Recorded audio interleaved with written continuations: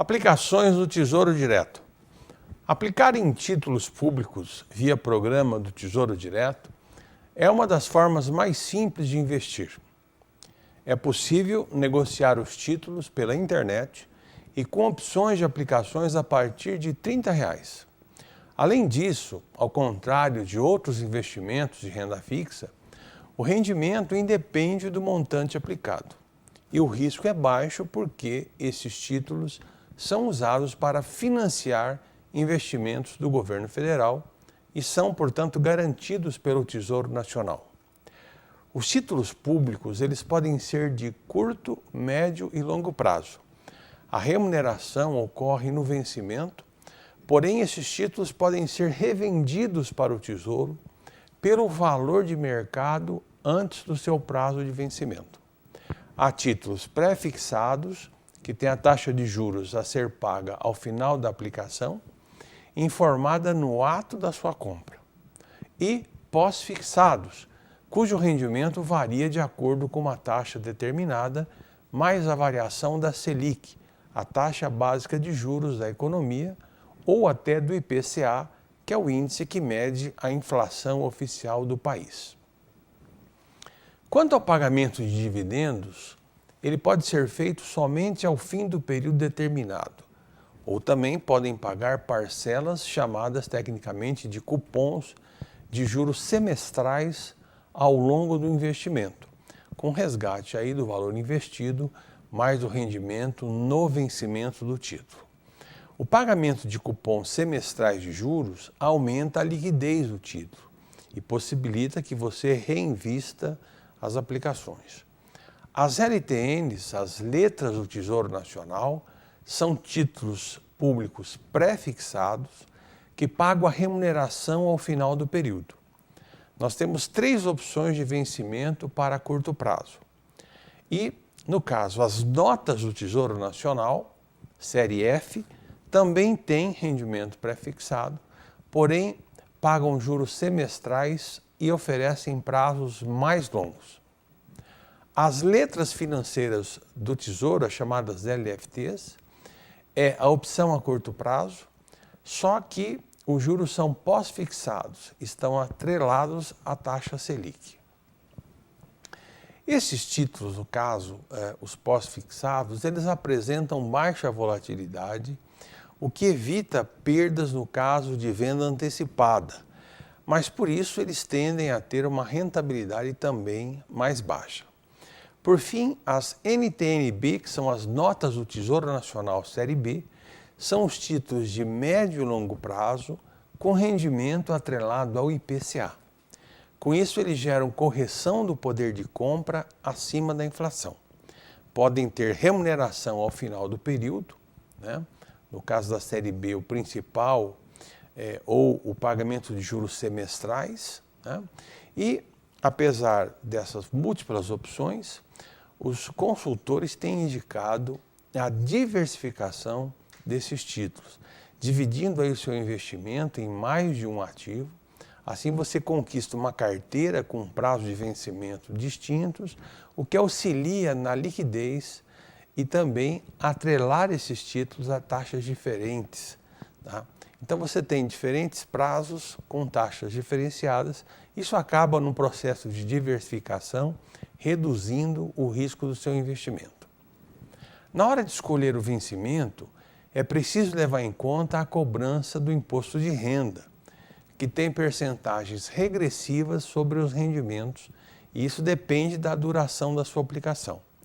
No caso, é 22,5% para aplicações até 180 dias, 20% para aquelas entre 181 e 360 dias, 17,5% para montantes aplicados entre 361 e 720 dias e de 15% para valores aplicados por mais de 720 dias.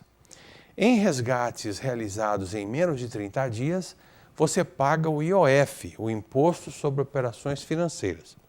Também é feita a cobrança de uma taxa de custódia, de guarda do título, no valor de 0,3% ao ano, além de possíveis taxas administrativas dependendo, evidentemente, de corretoras que podem cobrar ou não essa taxa administrativa por o serviço que elas vão fazer. Para comprar os títulos do Tesouro Direto, você precisa ter o CPF, você precisa ser residente no país e você precisa abrir uma conta e uma instituição habilitada a operar com esses títulos. Essa operadora fornecerá ao investidor uma senha de acesso ao site do Tesouro, onde é possível comprar títulos e também vendê-los. Então fica aí uma outra opção de investimento, tá, bastante segura, que com certeza está dando uma rentabilidade e dará maior que a caderneta de poupança, chamadas aplicações em títulos do Tesouro, Tesouro Direto. Fundos de renda variável. Os fundos de renda variável, eles exigem, evidentemente, investimentos de longo prazo. Esses fundos, eles têm no mínimo 67% de sua carteira em ações negociadas à vista na Bolsa de Valores de São Paulo. Dessa forma, esses fundos estão sujeitos às oscilações de preços das ações e são considerados um investimento de risco alto. Alguns fundos dessa categoria têm como objetivo acompanhar a variação de um índice do mercado acionário, como o Ibovespa, por exemplo, que é o principal índice da BMF-Bovespa, a Bolsa Brasileira. Ou também eles podem estar atrelados ao IBX, que é um outro índice chamado Índice Brasil, que reúne aí as 100 ações mais negociadas na Bolsa do país. Como esse investimento envolve riscos mais elevados, ele é indicado para o investidor que quer se arriscar mais e já tem algum conhecimento de mercado. Além disso, é um investimento que deve ser feito a longo prazo, pois assim haverá tempo para que eventuais perdas com as oscilações dos preços das ações da Bolsa sejam recompostas. A vantagem do fundo é delegar ao administrador o papel de avaliar o mercado e fazer os investimentos. Há milhares de fundos no Brasil e cada um tem uma política própria, a que o aplicador deve ter acesso antes de optar por determinado produto. O ideal, nesse caso, é observar a performance obtida pelo operador, no mínimo nos últimos 12 meses, para analisar o perfil do fundo. Ainda que o bom desempenho anterior não garanta resultados positivos no futuro, conhecer essa história é bastante importante. Os fundos cobram taxas e esse custo pode comprometer os rendimentos. A taxa de administração é cobrada anualmente sobre o valor total que você aplica, incluindo o rendimento, e normalmente fica entre 0,5% e 3% ao ano. Quanto mais dinheiro você investe, menor vai ser essa taxa. Há também uma taxa chamada de performance, tá? Que você paga quando a expectativa de rendimento é superado. Isso vai depender, evidentemente, do regulamento do fundo que você adquire as cotas. Um outro fator que faz diferença no ganho final é o imposto de renda. Sobre o rendimento desse fundo, são descontadas as taxas em torno aí de 15% de imposto de renda. Como envolve risco, o investidor não deve colocar todos os seus recursos em um único fundo variável. Como diz a máxima do mercado, você não deve colocar todos os ovos na mesma cesta. O investidor precisa distribuir os recursos entre um pouco de aplicações em renda variável e um pouco em renda fixa, que oferece menos risco, e sempre pensar no longo prazo. Se você tomar essas precauções, pode ser uma boa opção de investimento para aqueles que se arriscam mais à busca de taxas de remuneração mais elevadas. Vamos falar nesse bloco sobre o fundo chamado multimercado. Esse fundo multimercado, ele diversifica as suas aplicações com o objetivo de elevar os rendimentos. Esses fundos, eles mesclam, investimentos em diversos ativos, como moedas, ações, juros e os chamados derivativos, que são contratos que derivam de outros ativos e que têm vencimento aí em prazo futuro. O objetivo dessa mescla, dessa composição diversificada de ativos é obter retornos maiores do que os chamados fundos de renda fixa, que são mais conservadores, portanto pagam uma taxa de rendimento menor. Com a carteira assim diversificada entre os ativos de renda fixa e renda variável, esses fundos chamados multimercados, eles permitem que as melhores estratégias são configuradas para os diferentes cenários econômicos, né? E isso aí é bastante importante, porque o retorno desse tipo de fundo, ele vai estar então diretamente ligado à capacidade do gestor de ler o momento da economia e escolher os ativos da carteira que podem oferecer o melhor resultado de acordo com as expectativas presentes e futuras. Como não estão restritos a um único segmento, estes fundos multimercados, eles acabam envolvendo diferentes fatores, né, de risco. Então, por exemplo, são fatores de risco moderado até riscos extremamente mais altos.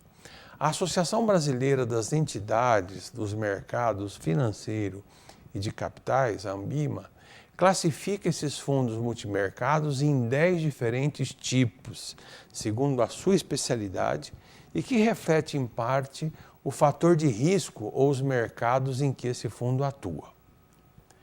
Entre os tipos com maior patrimônio, segundo esta mesma ANBIMA, estão os multimercado multi-estratégia, que podem adotar mais de uma estratégia de investimento sem compromisso de declarar, tá, de se dedicar a um setor específico. E nós temos também aqueles que são chamados multimercado macro, que são aqueles que realizam as operações em diversas classes de ativos, renda fixa, renda variável, câmbio, entre outros ativos, definindo as estratégias de investimento baseadas, evidentemente, nos cenários macroeconômicos de médio e longo prazo. Algo sempre importante observar em fundos multimercados é se o produto escolhido pode ter alavancagem. Ela se dá quando o valor que o gestor aplica na compra dos ativos vai além do capital investido pelos cotistas do fundo. Com isso, num fundo alavancado, existe a possibilidade de perda superior ao seu patrimônio. Ou seja, o investidor pode até perder o recurso aplicado e ainda ter que colocar mais dinheiro se a estratégia do gestor der errado. Para o investidor que está começando a buscar esses fundos aí multimercados, os mais indicados são os fundos de juros e moedas, que não investem em ações e buscam retorno no longo prazo por meio de investimentos em ativos de renda fixa, mas admitem até uma certa alavancagem.